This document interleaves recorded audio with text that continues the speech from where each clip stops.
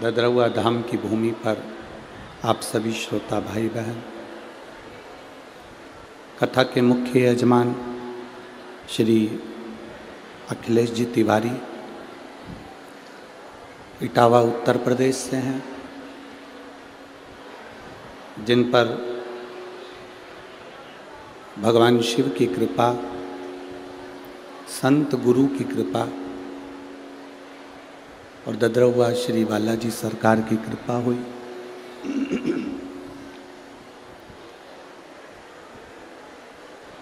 जिनकी कृपा से यजमान पद इनको प्राप्त हुआ।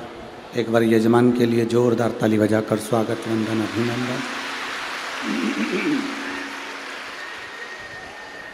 भगवान शिव की कृपा, करुणा, उनकी उदारता होती है तब जाकर हम कहीं शिव महापुराण की कथा में पहुंच पाते हैं।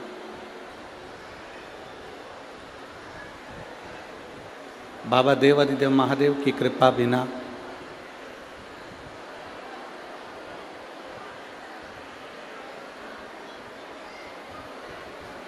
संसार में ऐसा कोई स्थान नहीं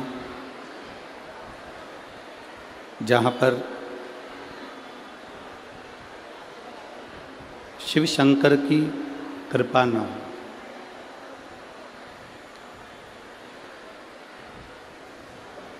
कल हमने कथा में एक बात कही थी कि जन्म लेना सरल है, पर मृत्यु लोक में आना सरल है। जन्म लेना सरल है, पर शिव महापुराण की कथा कहती है जन्म लेने के बाद भगवान की भक्ति में डूबना, भगवान के भजन में डूबना, अविरल भक्ति में डूबना, ये कठिन है।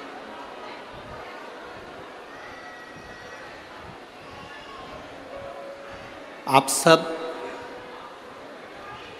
जो इस कथा पंडाल में विराजमान है, रोड पर बैठे हुए हैं, पीछे बैठे हुए हैं, जहाँ भी आप लोग विराजमान हैं, बैठे हैं, अपने आप को, आज खुद को आप धन्यवाद देना।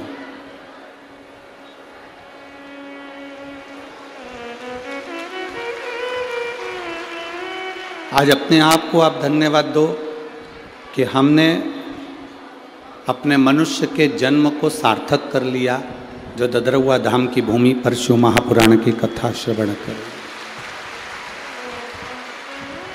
अपना जीवन हम सार्थक करते थे।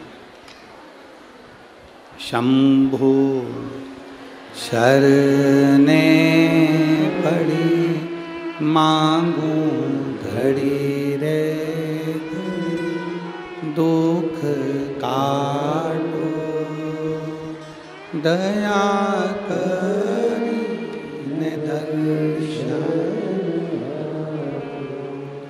शंभु शरणे पड़ी मांगू घड़ी रे घड़ी, दुख काटो दया करी दर्शन।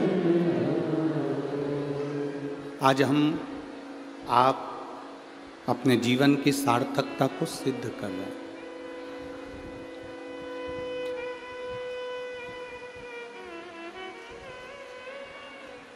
ऐसा कोई जन्म नहीं होता मनुष्य का जिस जन्म में मनुष्य के पति नहीं होता, पत्नी नहीं होती, बच्चे नहीं होते। जितने जन्म होंगे,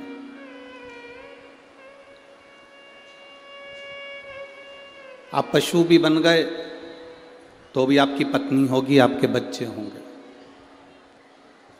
पशु बनने के बाद भी आप भोजन करेंगे, पानी पिएंगे।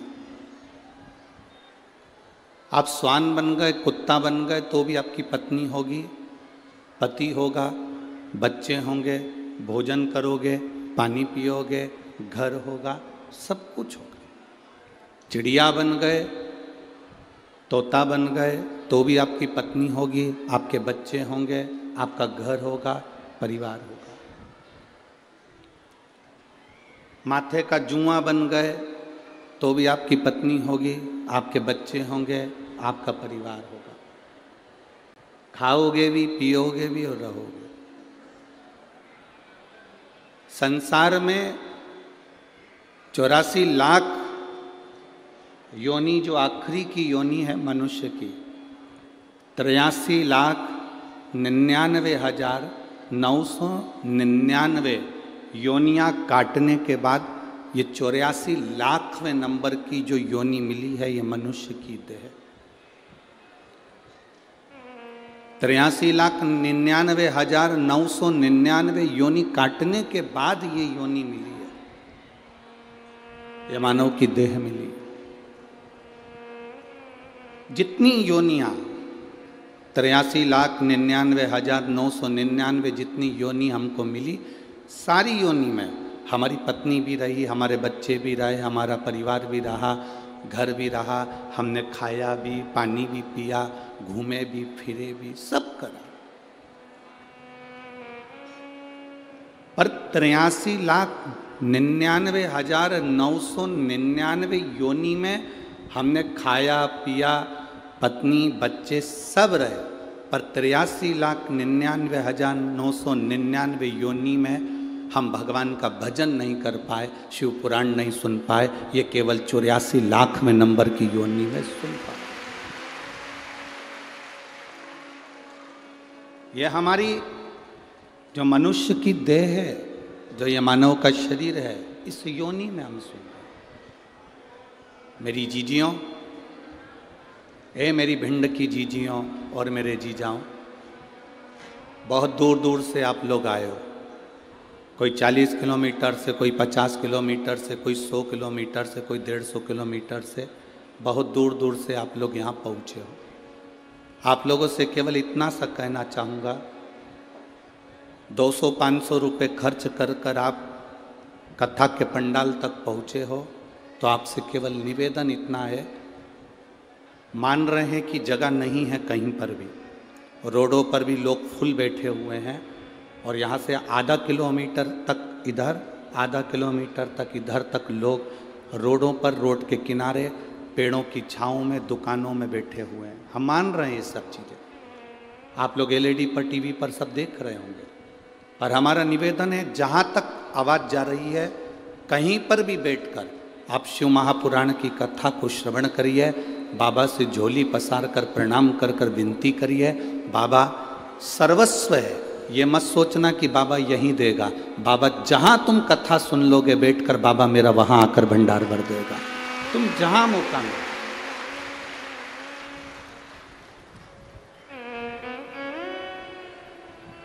तुम्हारा जहाँ मन करे वहाँ बैठकर कथा सुनो और अपने जीवन को, बहुत 50 किलोमीटर 100 किलोमीटर दूर से आए हो, 100-500 रुपये 200 रुपये डीजल पेट्रोल खर्च कर कर गाड़ी का किराया लगा कर आए हो। हम तो 2.5 घंटा, आधा घंटा तो आशीष भैया बोल लेते हैं, 2.5 घंटा हम कथा बाज कर चले जाएंगे। पर हमारी तो विनती बाबा से इतनी सी है कि आप जो झोली लेकर आए हो, मेरा भोलेनाथ, मेरा ददरुआ सरकार आपकी झोली भर कर दे। दिल से सुनो। पड़ोसन अगर बोले भी तो उसको सिर पे पल्लू रखकर उसके पाँव पढ़ लो कि तू 3 घंटे के बाद बोल लेना, 4 बजे के बाद खूब बोल, पर अभी मौन रहकर कथा का लाभ लीजिए। बड़ी मुश्किल से मिली है भिंड जिले को कथा। वो तो सरकार पूज्य गुरु जी का कोई हनुमान जी से प्रार्थना करी होगी, और हनुमान जी महाराज की कृपा से ये कथा ददरुआ धाम तक पहुंची है, तो ये कुछ बाबा की कृपा है। 2024, 2025, 2026, 2027 तक कथाओं की बुकिंग है। कथाएं लाइन से हैं, वो तो कोई खाली होती है तो किसी ना किसी को मिल जाती है, किसी ना किसी रूप में बाबा करा लेते। तो ये तो सरकार की कृपा, महाराज जी की अपने चंबल क्षेत्रवासियों के प्रति जो प्रेम है, वो प्रेम यहाँ झलक रहा है, जो ये कथा ददरुआ क्षेत्र में हो रही है। ये शिव कृपा है।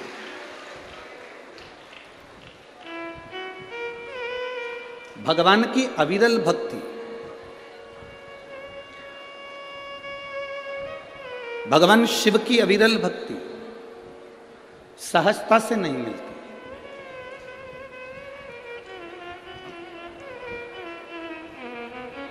देखो कितना सुंदर कहा है, सती जैसा त्याग होना चाहिए, पार्वती जैसा तप होना चाहिए। सती जैसा त्याग हो, पार्वती जैसा तप हो और नंदी जैसी प्रतीक्षा हो, तब जाकर मेरा महादेव आपको प्राप्त हो पाता है। शिव ऐसे ही नहीं प्राप्त हो जाता। सती जैसा त्याग। कोई कह रहा था माता सती ने अपने पति की निंदा नहीं सुनी। ना ना, शिव महापुराण की कथा में उमा खंड में लिखा गया, सती खंड में लिखा गया, सती अपने पति की निंदा नहीं सुनी। ये बात नहीं लिखा स्कंद पुराण में या शिव पुराण में। लिंग पुराण में भी यह वर्णन नहीं आया, कूर्म पुराण में भी यह वर्णन नहीं आया। शास्त्र में वर्णन आया सती अपने पति की निंदा से मतलब नहीं है। पुराण में लिखा है सती शिव की निंदा नहीं सुन सकी।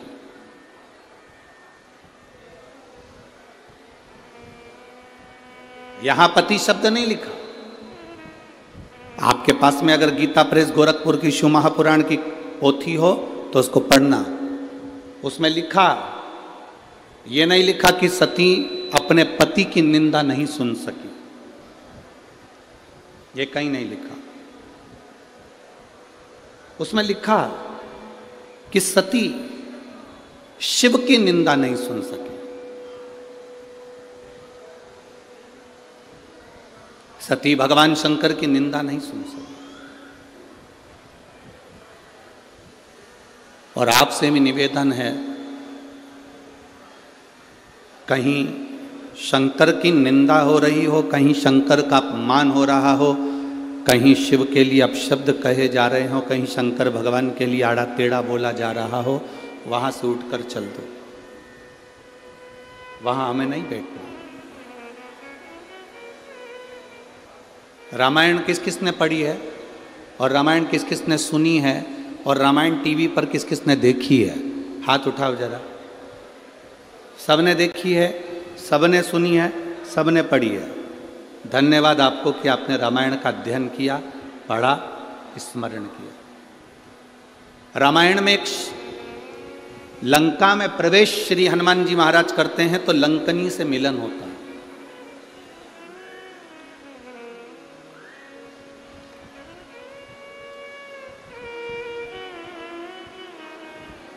हनुमान जी महाराज जब लंका में प्रवेश कर रहे हैं तब एक स्त्री, लंकनी नाम की एक स्त्री मिलती है। सुरसा मिली, माता कहकर प्रणाम करा। छाया पकड़ने वाली राक्षसी मिली, प्रणाम करा माता कहकर। लंकनी मिली,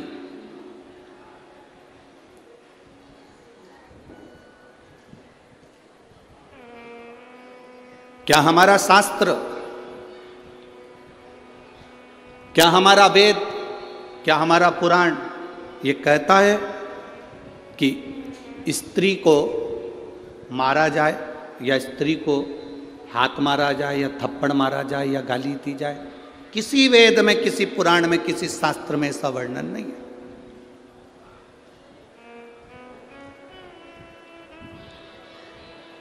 जब हमारे शास्त्रों में यह वर्णन नहीं है तो फिर हनुमान जी महाराज ने लंकनी पर मुष्टिक का प्रहार क्यों किया?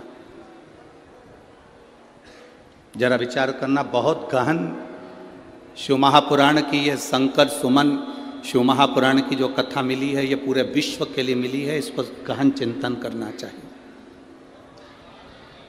गहन चिंतन करना चाहिए कि जब हमारे शास्त्र कहते हैं, जब हमारी पुराण कहती है, जब हमारे वेद कहते हैं कि स्त्री पर हाथ ना उठाया जाए, स्त्री को गाली ना दी जाए, स्त्री को अपशब्द ना किया जाए, स्त्री को ताना ना दिया जाए, फिर ये लंकनी पर मुष्टिक प्रहार करना।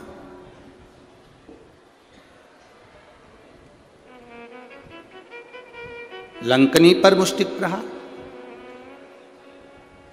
कौन है ये लंकनी? कौन है ये स्त्री जो लंका के दरवाजे पर खड़ी है और इंतजार कर रही है श्री हनुमान जी महाराज का कि एक बानर आएगा, मुझे स्पर्श करेगा, मेरे ऊपर मुष्टिक का प्रहार करेगा और मेरे प्राण छूटेंगे? कौन है ये? शिव की निंदा ना करें, शंकर की निंदा ना सुने, शंकर की निंदा कहीं हो रही हो, शंकर की निंदा कहीं चल रही हो, कोई शंकर के लिए अपशब्द कह रहा हो, तो बड़े से बड़ा विद्वान भी अगर शंकर की निंदा कर रहा हो तो वहां मत बैठना। हम तो यहां तक कहेंगे, कोई विद्वान से विद्वान व्यक्ति भी अगर शंकर की निंदा कर रहा हो तो उस कथा को छोड़कर चले जाना, अपने को नहीं सुनना, शंकर की निंदा ही नहीं सुनना। कोई शिव की निंदा करता मिल जाए तो बिल्कुल मत सुनो, वहां से उठकर चले जाओ। लंकनी कौन थी? ब्रह्मलोक के प्रथम दरवाजे की द्वारपाल थी ये लंकनी। ब्रह्मलोक के प्रथम दरवाजे की द्वारपाल। ब्रह्मलोक में कितने दरवाजे हैं? 7। और ब्रह्मलोक के 7 दरवाजे में से प्रथम दरवाजे की द्वारपाल है लंकनी। इतनी सुंदर स्त्री, इतनी सुंदर, इतनी सुंदर कि देवलोक की अप्सराएं भी उसके आगे फीकी थी, उस लंकनी के आगे। इतनी सुंदर थी वो, दरवाजे पर द्वारपाली करती थी। जब माता ब्रह्माणी, ब्रह्मा जी की धर्म पत्नी कहीं जाती थी तो लंकनी उनका द्वार खोलती थी, क्योंकि 1 नंबर का दरवाजा माता ब्रह्मणी के आगमन और जाने के लिए था। ब्रह्मवैवर्त पुराण का ये चरित्र जीवन को सुख देने वाला। दरवाजा खोल देती है लंकनी। बड़ी सुंदर थी ये ब्रह्मलोक के पहले नंबर के दरवाजे की द्वारपाल, अप्सरा थी, बड़ी सुंदर।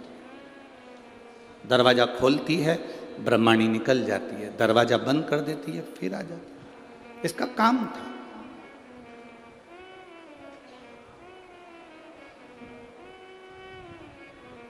आप में से कई लोग ऐसे होंगे जिनको ददरुआ धाम आते हों और हनुमान जी के दर्शन करने जाते होंगे, तो कई लोग ऐसे होंगे जो पहली बार आते होंगे, उनको दरवाज़ा नहीं मालूम होगा। कल हम पुजारी जी से कह रहे थे और वो पवन जी थे, उन दोनों से कह रहे थे कि महाराज जी ने ये काम सबसे अच्छा करा कि ददरुआ धाम के इस मंदिर प्रांगण के बहुत सारे दरवाजे हैं। तो पुजारी जी कह रहे थे महाराज जी कम से कम 8 दरवाजे हैं मंदिर में प्रवेश आने जाने के। इसी ब्रह्मलोक में ब्रह्मा जी के प्रवेश द्वार 7, उसमें से एक द्वार पर दरवाजे पर ये सुंदर स्त्री खड़ी है जो दरवाजा खोलती है, बंद करती है, पहरेदारी करती है, चौकीदारी करती है। अब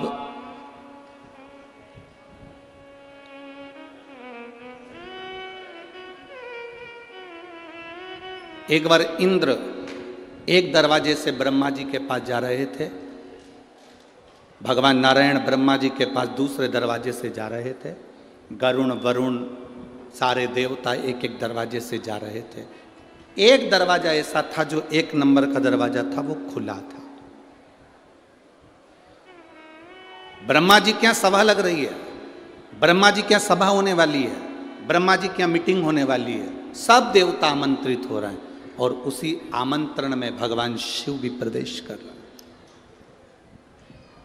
कितनी सुंदर जगह वो लंकनी रह रही थी, कितनी सुंदर थी, एकदम सुंदर, अप्सराओं की तरह, बहुत सुंदर। दरवाजा खुला था। अगर दरवाजा बंद होता, उसमें ताला डला रहता, तो महादेव वहां से दूसरी जगह चले जाते, पर दरवाजा खुला था।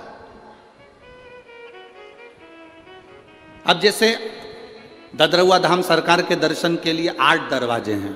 हमने कल महाराज जी बताए तो हमको स्मरण में आया, पुजारी जी बोल रहे थे 8 दरवाजे। अब पहला दरवाजा, दूसरा दरवाजा, तीसरा दरवाजा, सब दरवाजे खुले हैं। जो दरवाजा इनको बंद करना होगा, मत ताला लगा दे। ताला लगा दे तो कोई अंदर जाएगा क्या? जम के तो बोलो। जाएगा कोई अंदर? नहीं जाएगा। कोई माँ इंतजार करेगा कि दरवाजा खुलेगा तब मैं अंदर जाऊंगा? कोई नहीं इंतजार करेगा। ताला लगाए, कोई है नहीं, कोई नहीं आएगा, अपन दूसरे दरवाजे से चलो। पहले नंबर के दरवाजे पे पहुंच गए, दूसरे नंबर के दरवाजे पे पहुंच गए, तीसरे पे पहुंच गए। दर्शन करने के लिए जो दरवाजा खुला था उन दरवाजे पर अपन पहुंच गए। ब्रह्मा जी के यहाँ सारे दरवाजे फुल थे, एक नंबर का दरवाजा खुला हुआ था। अगर ब्रह्मा जी को बंद करना था या ब्रह्माणी को बंद करना था तो इस दरवाजे में भी ताला लगाकर रखना था, तो शिव वहां नहीं जाते, उनको नहीं मालूम था। पहली बार ब्रह्मलोक में प्रवेश करे, प्रवेश करते से ब्रह्मलोक में जैसे ही ब्रह्मा जी के उस लोक में प्रवेश कर रहे थे, शिव जी ने देखा कि कौन सा दरवाजा खाली है, उस द्वार में से भगवान शंकर प्रवेश करने लगे। जैसे ही प्रवेश करा, प्रवेश करते से उस द्वारपालिनी ने शिव जी को रोका।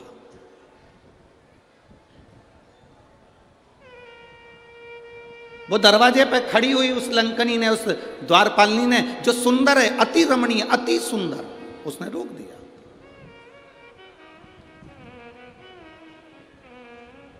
अब शिव ओघड़दानी इस दरवाजे से प्रवेश क्यों कर रहे हैं? शंकर भगवान इसलिए प्रवेश करे क्योंकि इसी दरवाजे से भगवान विष्णु भी गए थे, इसी दरवाजे से इंद्र भी गए थे, इसी दरवाजे से कुबेर भी गए थे। तब इस सुंदर स्त्री ने उनको नहीं रोका। पर जैसे ही देवाधिदेव महादेव दरवाजे पर आए, आते से ही उस सुंदर स्त्री ने महादेव को साधारण सा पुरुष जाना और आवाज लगा कर कहा, ए बाबा, आवाज लगा कर कहा, ए बाबा। ये भस्म रमाकर, गले में सांप पटक कर, जटा बांध कर, त्रिपुंड लगाकर, रुद्राक्ष पहनकर कहां अंदर जा रहे हो? वो साधारण स्त्री शंकर भगवान को जानती थी कि ये शिव हैं। वो स्त्री जानती थी, अप्सरा जानती थी कि ये शंकर हैं। पर शिवजी सोने का मुकुट पहनकर नहीं आए थे, शिवजी अंबर पीतांबर पहनकर नहीं आए थे। शंकर भगवान एकदम सिंपल, एकदम साधारण, एकदम सहज आए थे।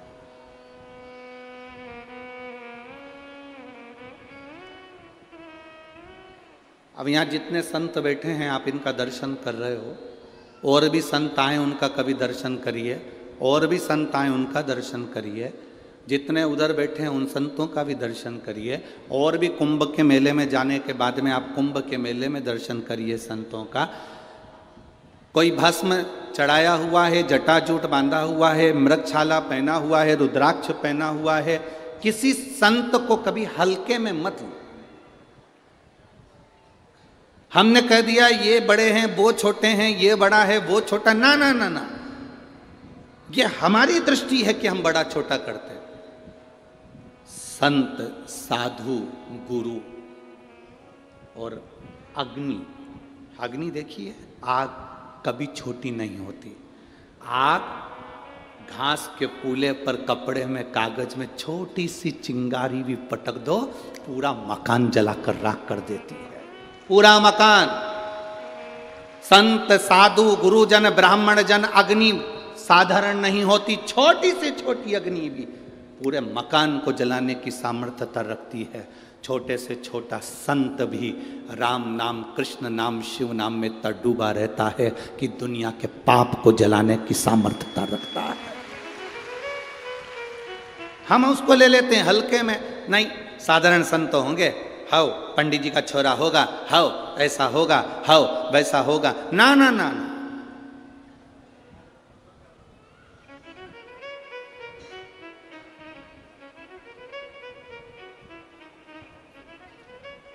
स्त्री को हल्के में ले लेना, पर उसके मांग के सिंदूर को हल्के में मत लेना। उसके मांग के सिंदूर में वो बल होता। महाराज, जब स्त्री हाथ में सिंदूरा लेती है ना, आपके इधर कैसे सिंदूर लगाते हैं हमको तो नहीं मालूम, पर सुहागन स्त्री जिसकी शादी हो गई, वो स्त्री जब अपने हाथ में सिंदूरा लेती है, स्त्री कभी भी सिंदूर जब लगाती है तो सिंदूर की डब्बी को कहीं रखकर नहीं लगाती, हमेशा याद रखती। जिस नारी सिंदूरे को नीचे रख दिया या सिंदूरे को अलमारी पर रख दिया या सिंदूरे को टेबल पर रख दिया और उसमें से लेके सिंदूर लगा रही है, तो वो नारी, हाँ एक जगह पर सिंदूरा रखा जा सकता है, जब आप सुहागल कर रहे हो, कोई पूजन कर रहे हो, तो आप देवी जी को, गणेश जी को जो सिंदूर चढ़ा रहे हो वो चढ़ा हुआ जमीन पर भी रखा हुआ मांग में धर सकते हो। पर जब आप स्वयं 16 श्रृंगार कर रहे हो उस जगह पर सिंदूरा जमीन पर नहीं रखा जाता। सिंदूरा जमीन पर रखा हो और नारी मांग का सिंदूर भरती हो तो पति को रोग ग्रसित करता ही है, पति रोगीला होता ही है, ये निश्चित है। उसका पति रोगीला जरूर होगा, ये निश्चित है, उसको रोग जरूर घेरेगा, ये पक्का है। स्त्री जब सिंदूरा में, यहां तक शास्त्र प्रमाण देता है कि एक दुल्हन पहली बार जब मांग भरती है और पति उसकी मांग भरता है तो पति के भी हाथ में सिंदूरा पकड़ाया जाता है और पति अपने हाथ से उस मांग को भरता है। पति के हाथ में सिंदूरा पकड़ाया जाता है। वो सिंदूरा साधारण नहीं है।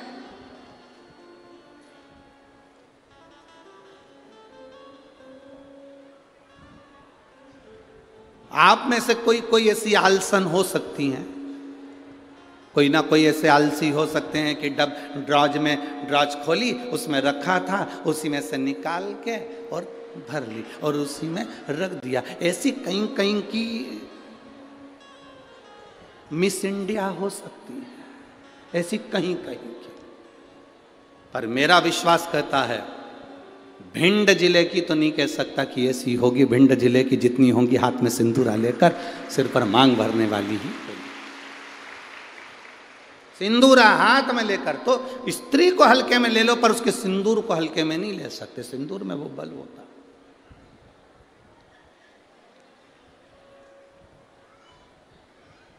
एक कौन सा राक्षस है जिसका संहार, वो कौन सा राक्षस है जिसका संहार एक स्त्री ने मांग के सिंदूर से अपने दूसरे प्रतिबिंब को प्रकट कर कर मारा था? वो कौन सा राक्षस है? ऐसा कौन सा राक्षस जिसको वर था कि वो स्त्री के हाथ से मरेगा और स्त्री अपने मांग के सिंदूर से, उस सिंदूर से अपनी परछाया प्रकट कर लेती है और परछाया से मारती है? वो एक ही राक्षस था, मुल्कासुर। कौन सा राक्षस? मुल्कासुर। उसको माता जानकी जी ने मारा था, लंका में जाकर मारा था, लंका के दरवाजे पर। कौन था मुल्कासुर? कुंभकर्ण की पत्नी का पुत्र, कुंभकर्ण का बेटा। कुंभकर्ण की जो पत्नियां थी उसमें से एक करकटी थी जिसका पुत्र भीम था। उस भीम को शिवजी ने मारा था तो वो भीमा शंकर बन गया था। और कुंभकर्ण का एक बेटा था मुल्कासुर, जो जन्म लेने के बाद मूल में हुआ था तो उसको भिगवा दिया गया था, जिसको सीता जी ने मारा था, माता जानकी जी ने मारा था। मांग के सिंदूर में कितना बल होता है।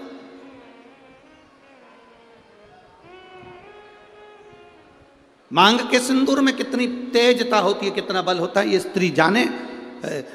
स्त्री आज के ज़माने में तो ऐसी पेंसिल आ जाती है, वह पेंसिल से ऐसी लाइन लाइन खींच लेती है और पेंसिल से लाइन खींचा और काम खत्म, बस।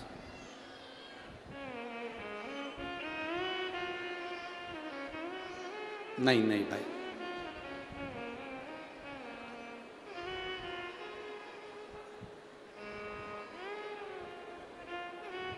आप में से आप लोगों ने देखा कि नहीं देखा, बड़े बड़े घर के लोग भले मांग भरने में संकोच करें, सिंदूर लगाने में संकोच करें, पर तुम्हारे यहाँ पर कोई काम करने वाली आई हो ना, तुम्हारे यहाँ कोई बर्तन मांजने वाली आई हो, वजन ढोने वाली, ईंट रखने वाली, फावड़ा गेती रखने वाली, रेत भरने वाली, वो काम करने वाली स्त्री को देखना। एक पैसे वाले के यहाँ की नारी भले मांग भरने में संकोच कर सकती है, पर एक गरीब स्त्री कभी मांग भरने में संकोच नहीं करती, वो मांग भर कर चलती।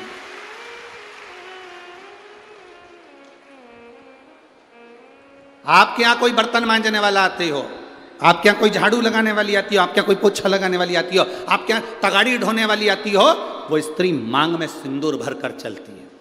बोलो री जीजी, आप लोगों ने देखा है कि नहीं देखा? ईमानदारी से बोलना हो। कथा ऐसे नहीं चलती कि महाराज ने बोल दिया तुमने स्वीकार कर लिया। तुम तो दिल से बोलो कि तुमने देखा कि नहीं देखा।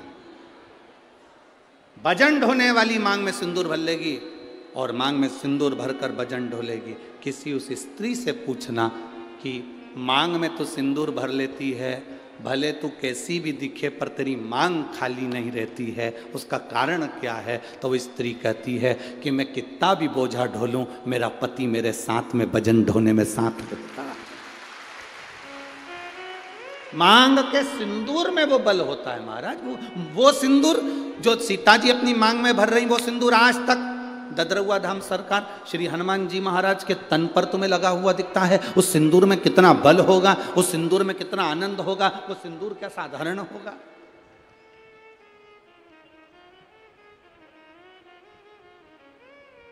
उसको पहचानो, उसको जानो।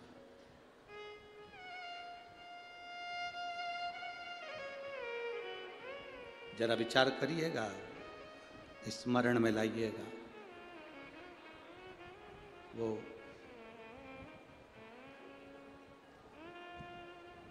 मांग का सिंदूर इतना प्रबल होता है। वो कहे ना, वो मुल्कासुर की वो कथा आती है, आप लोगों ने सुनी तो होगी, हमारे स्मरण में है कि आप लोग सुन के तो रखे होंगे, पर फिर भी आज शिव महापुराण में निकली है तो आप स्मरण करेंगे। कुंभकर्ण का बेटा मुल्कासुर मूल में पैदा हो गया। कुंभकर्ण को मालूम पड़ा मेरा बेटा मूल में पैदा हुआ है। कुंभकर्ण ने दासियों से कहा कर कह दिया इसको जंगल में फेंक दो, ले जाओ इसको और वन में डाल दो, ले जाओ इसको जंगल में फेंको। अब उस बच्चे को ले जाकर जंगल में फेंक दिया। मूल में हुआ था, जंगल में फेंका।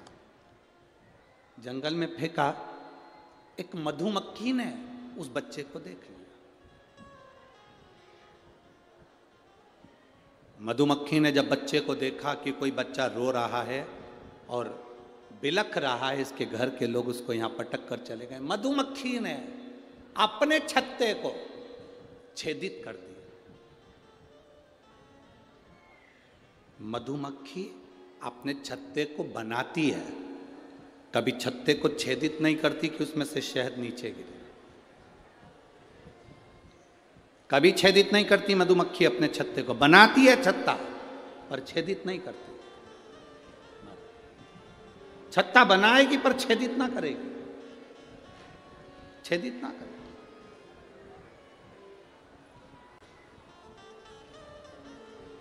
मधुमक्खी ने अपने छत्ते को छेदित कर दिया, शहद नीचे टपकने लगा। वो जो मुल्कासुर था, कुंभकर्ण का जो बेटा था मुल्का, वो नीचे सोया था, रो रहा था। मुंह में शहद उसके जाने लगा। मुल्का धीरे धीरे धीरे धीरे रोना बंद कर दिया। दूसरी मधुमक्खी आ गई, तीसरी मधुमक्खी आ गई। बहुत सारी मधुमक्खियों ने उस बालक को पाल पोस कर बड़ा करा और उसका नाम मुल्का, कुंभकर्ण का बेटा। कुंभकर्ण के दोनों बेटों का चरित्र बड़ा विचित्र है। एक करकटी से पैदा हुआ भीम, जिसको शिव जी ने मारा था तो भीमा शंकर, मेरे भोलेनाथ का 12 ज्योतिर्लिंग में से एक ज्योतिर्लिंग भीमा शंकर बना। और दूसरे नाम पर यह मुल्क, ये मुल्का। अब मुल्का बड़ा हो गया, मधुमक्खियों ने पाल पोस कर बड़ा करा। तो मधुमक्खी कोई माता मानता था, मधुमक्खी कोई पिता मानता था। एक मधुमक्खी से उस मुल्का ने पूछा, मां, अब देखो हमारा सनातन धर्म कितनी सुंदर बात कहता है, मानो तो मैं गंगा मां हूं, ना मानो तो बहता पानी। आप अगर एक पाषाण को, एक पत्थर को भी पूज रहे हो तो वो पत्थर भी तुम्हारी नैया पार कर सकता है जिसकी तुम पूजन कर रहे हो। सनातन हिंदू धर्म में है क्या? आपका विश्वास सनातन हिंदू धर्म को मजबूत करता है। शिव महापुराण की कथा क्या देती है? शिव महापुराण की कथा क्या देती है आपको? विश्वास, भरोसा, दृढ़ता। एक पत्र आया है, देखिए।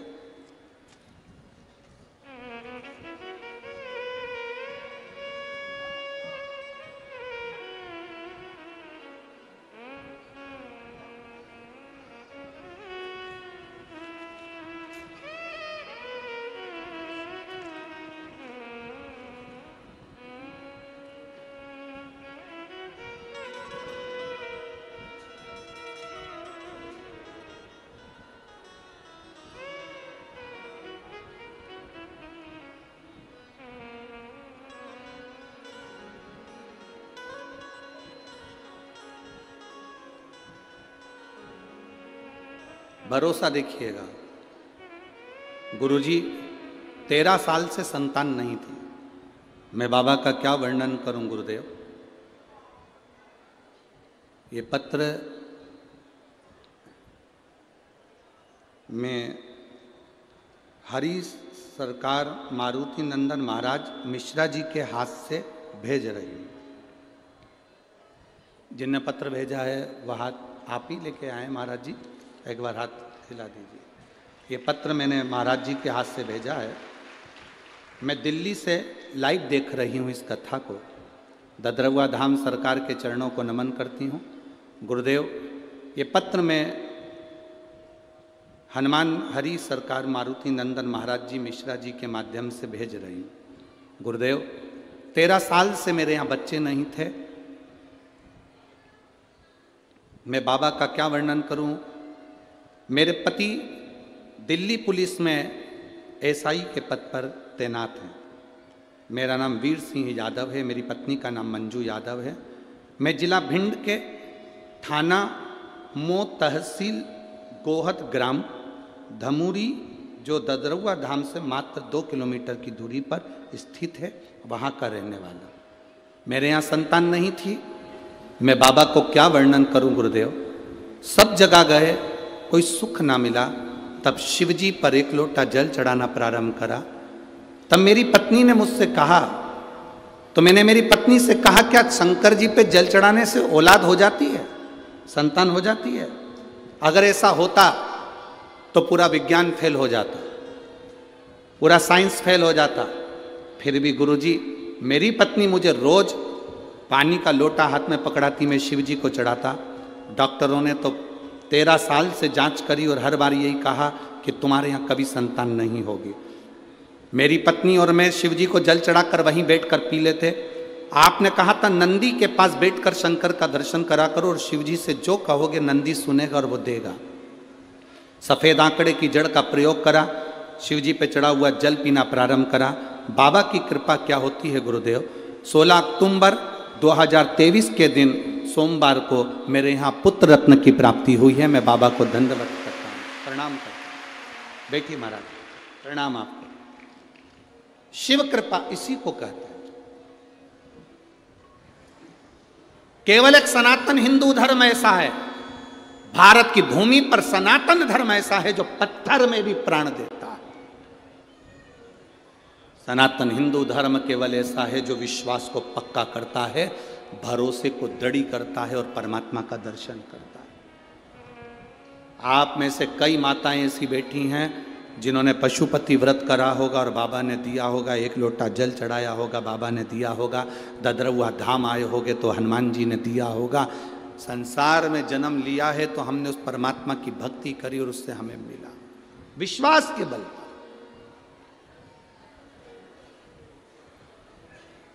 हम तो आपसे मिलते भी नहीं हैं। आप सरकार से पूछ लेना, या पुजारी जी हों, पवन भैया हों, या इस ददरवा धाम के जितने सेवादार हों उनसे पूछना। सियोर वाला महाराज अपना कमरा छोड़कर बाहर तक नहीं निकलता, और जितने गार्ड लगे हों वहाँ पुलिस विभाग के लोग लगे उनसे पूछना। वो महाराज होंगे बहुत सारे आपके यहाँ आते होंगे, मिलते होंगे, जुलते होंगे। हम नहीं मिलते। हमारा एक ही काम है, हमारे पास में जो छोटा सा शिवलिंग है, ठाकुर जी हैं, उनका पूजन करना, जितना बन सके अपने को बाबा ने जो समय दिया उस समय में पाठ करना और भगवान की माला जपना। जितनी जप सकते हो उतनी जपो। ये संसार से मिलेंगे तो आप 100, 500, 200 रुपये देकर जाओगे, पर मेरे भोलेनाथ को जपूंगा तो वो मेरी जिंदगी में मेरा हाथ पकड़कर ऊपर पहुंच जाएगा। केवल यही कथा नहीं, आपने पूरे जितनी बार कथा सुनी होगी, हमने एक बात कहा, हम मिलते नहीं है। बोला था कि नहीं बोला था? हम कहीं नहीं मिलते। पीछे के 1-2 दिन होते हैं जिसमें कहीं कोई मिलने वाला होता है तो मिलते, ना मिलते, कमरे से निकलते ही नहीं। और हमारे कमरे में हमारे चाहे गार्ड हों, चाहे आशीष भैया हों, चाहे हमारे ब्राह्मण हो, हमारे कमरे में नहीं आते। भजन करा, स्मरण करा, जाप करा, अनुष्ठान करा, भक्ति करी, केवल कथा में आए, यहाँ से चले, इसके सिवाय कुछ नहीं। क्यों मिले आपसे? आप मिलो, श्री हनुमान जी महाराज ददरवा धाम में बैठे हैं उनसे, आप मिलो मेरे भोलेनाथ जी मंदिर में बैठे हैं उनसे, आप मिलो भगवान की अविरल भक्ति से। हमसे क्यों मिलना? किस लिए?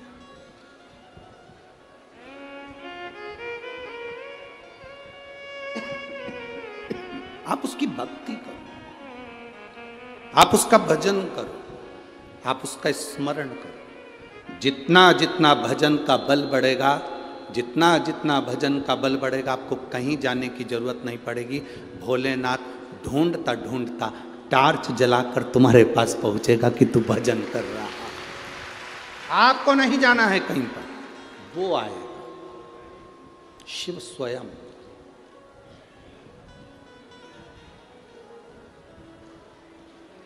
शंभू का मतलब क्या होता है? अपन कहते हैं भोले शंभू। शंभू का मतलब क्या? स्वयं भू। किसी देवता को शंभू नहीं कहा गया, केवल एक देवाधिदेव महादेव जिनको शंभू कहा गया, क्योंकि वो स्वयं भू है, स्वयं प्रगट है, ना कभी जन्म हुआ ना कभी मरता है। वो दुनिया के साथ में आज भी है, कल भी रहेगा। ब्रह्मांड नष्ट भी हो गया तो शिव रहेगा, बाकी का सब स्वयं भू है वो, इसलिए उसको शंभू कहा गया। स्वयं भू शंभू है।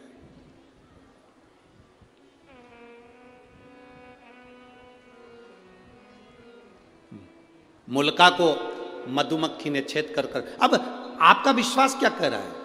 क्या एक मधुमक्खी मां बन सकती है? वो भी एक इंसान के बच्चे की, मनुष्य के मानव के बच्चे की? मधुमक्खी से मुल्का ने पूछा, मां, मधुमक्खी से पूछ रहा है, मां मैं किसका भजन करूं? और मधुमक्खियों इकट्ठी हो गई, इकट्ठी होकर झुंड बनाकर दौड़ी। दौड़ते दौड़ते मधुमक्खी एक वृक्ष पर चढ़ गई। वो वृक्ष था बट का वृक्ष।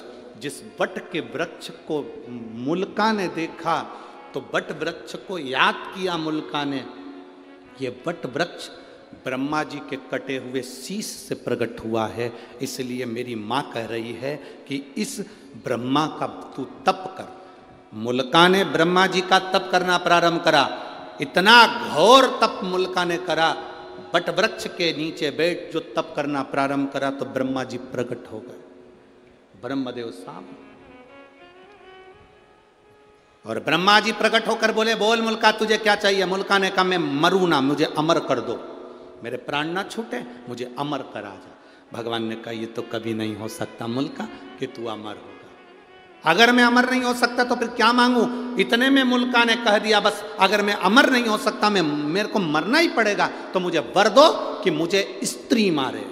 और मुल्का ने कहा, कोई नारी में इतना बल नहीं होता जो मुझे मार दे, मैं कुंभकर्ण का बेटा हूं, कुंभकर्ण की जैसा हूं, अगर मारे तो मुझे स्त्री मारे। ब्रह्मा जी ने तथास्तु कह दिया। मुल्का चले गया, उसने तुरंत वहां से गया और मधुमक्खी से पूछा, मां मैं किसका पुत्र हूं? मधुमक्खी ले जाकर उसे लंका की ओर दिखा देती है मार्ग। मुल्का को मालूम पड़ा कि मैं कुंभकर्ण का बेटा हूं और मेरे पिता को राम ने मारा था, पर मेरे पिता का साथ विभीषण ने दिया था। मेरा चाचा, मेरे परिवार का व्यक्ति जिसने मेरे पिता को मारने में साथ दिया, मेरे ताऊ को मारने में साथ दिया, मैं विभीषण को नहीं छोड़ूंगा। और मुल्का लंका में प्रवेश करने लगा, लंका का गेट बंद करा गया, दरवाजा बंद करा गया। विभीषण को मालूम पड़ा कि मुल्का मेरे ऊपर आक्रमण कर रहा है, कुंभकर्ण का बेटा मेरे ऊपर आक्रमण कर रहा है। विभीषण रातों रात भागकर अयोध्या में आ गए। विभीषण रातों रात भागकर अयोध्या में आए। अयोध्या नरेश, भगवान राम ने पूछा क्या बात है विभीषण, इतनी रात्रि को तुम यहां कहां पहुंच गए, कैसे आना हुआ?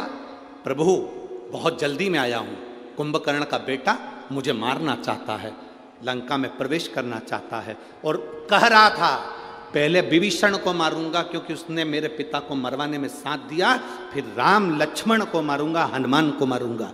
राम जी को क्रोध आया और राम जी ने लक्ष्मण, हनुमान, भरत, शत्रुघ्न की सेना सैनिकों के साथ भेज दी लंका के लिए।